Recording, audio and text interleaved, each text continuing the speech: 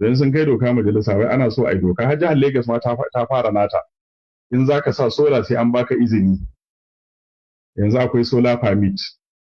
sai an baka izini sai ka dinga biya jihohi da yawa suna so su ɗauka an hana ka wuta ka yi ƙoƙari kai ka ƙirƙiri hanyar da kake ganin za ka samu sauƙi ka samu wuta kuma wai haka ce ka biya tax to ni dai na san zan yi ta iso na dabo duk wanda ya zo gidan nan ya ce wai in ba da permit na sola da na sa to sai dai a yakin Hitler da yakin duniya na ɗaya ma har na biyu duk sai a haɗa gaba ɗaya ai to wani dalili za a haka malamin mu ka kashe kuɗinka ka sa abinka da ranar Allah kuma wani la'anan ne wai ya zo ya ce wai ka biya shi kuɗi to ka biya shi kuɗin me shi ke da ranar ko shi ne wakilin mai ranar da wani hujja ba ruwa dare na yi aka kawo wuta za ka ga jama'a maza da mata yara da manya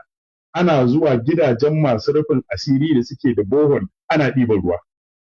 wadda wannan bai isa waɗannan shugabanni su ji tsoron Allah ba wai kuma a haka suna ɗora wa mutane haraji kan haraji kan haraji